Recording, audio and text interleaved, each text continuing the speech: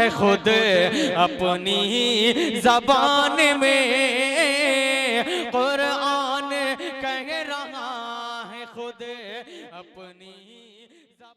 अब मैं अफरा बानो बिन्त मोहम्मद अहमद मदारपुर को दावत स्टेज देता हूँ कि मौसूफा तशरीफ लाए और अपनी तकरीर पेश करें। नहमदुहु व नुसल्ली अला रसूलिहिल करीम, अम्मा बाद। मुफलिसी हिस्से लताफत को मिटा देती है, मुफलिसी हिस्से लताफत को मिटा देती है, भूख तहजीब के आदाब भुला देती है। सदरे ज़ी वक़ार, हाँ गुर्बत हिस्से लताफत को मिटा देती है। मेरे आका हजरत मोहम्मद सल्लल्लाहु अलैहि वसल्लम ने मुफलिसी से पनाह मांगी है, क्योंकि ये ईमान और इज्जत को खतरे में डाल देती है।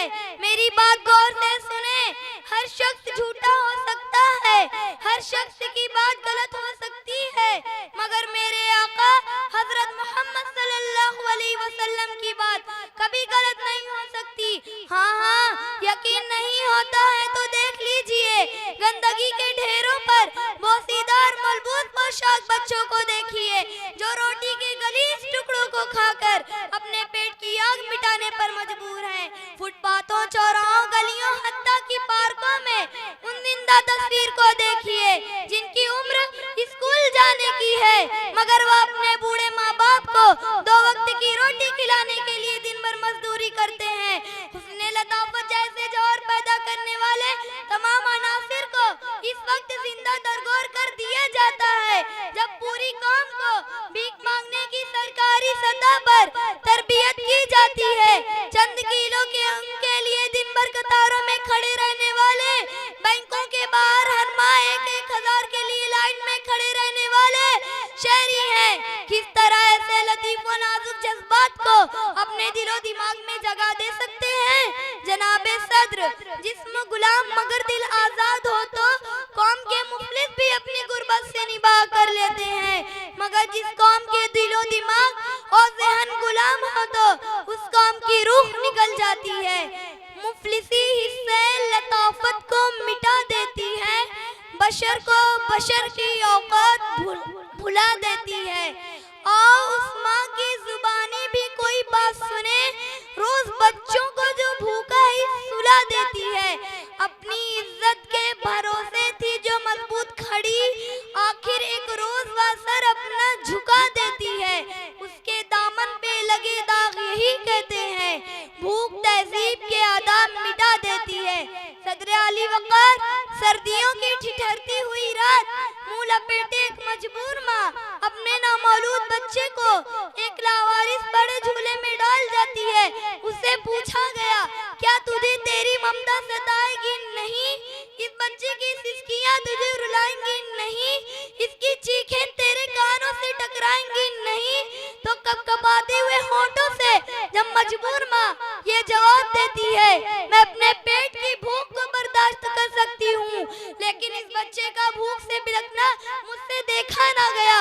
उस पर ये कहना बजा बनता है कि खाक में माँ की मोहब्बत को मिला देती है, भूख तहजीब के आदाब मिटा देती है। सदरे अली वक़ार, आज हम इस मुकर्ररा और बावकार ऐवान में चंद शेर कहकर अपनी बात को खत्म करती हूँ। बेबाकी और हक़गोई से घबराता है मोमिन, बेबाकी और हक़गोई से घबराता है मोमिन, मक्कारी और रुबाही पे इतराता है मोमिन। जिस रिस्क में परवाज़ से कोताही का डर हो, वारिस बड़े शौक से खाता है मोमिन। इकबाल, तेरे देश का क्या हाल सुनाऊं, शुक्रिया, वमा अलैना इल्लल बलाग।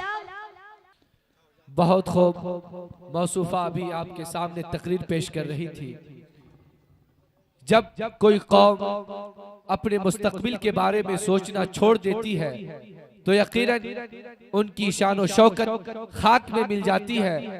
अल्लामा इकबाल ने कहा था, कुव्वते फिक्रो अमल पहले फना होती है, कुव्वते फिक्रो अमल पहले फना होती है, फिर किसी कौम की शौकत पे जवाल आता है। अगर हमारी कौम अपने फ्यूचर के बारे में, अपने मुस्तकबिल के बारे में नहीं सोचेगी, और मुस्तकबिल के लिए कोई बेहतरीन लाए अमल तैयार नहीं करेगी तो यकीन जानिए इस कौम की जो हालत है इससे और भी बदतर हालत हो जाएगी।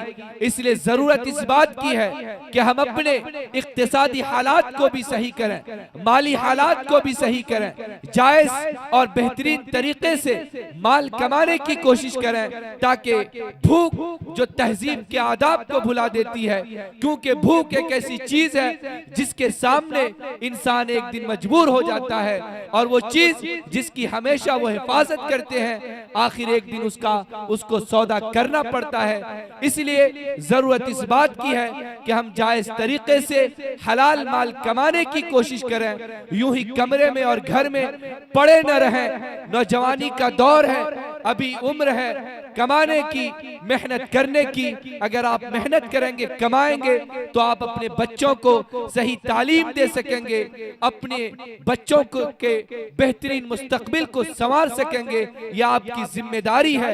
और कस्बे हलाल की जो फजीलत है, अल्लाह के नबी ने फरमाया कि सबसे बेहतरीन काम जो हजरत सुलेमान के वालिद मुहतरम हजरत अबू दाऊद का था कि वो अपने हाथ से कमाते थे और अपने हाथ की कमाई से खाते थे।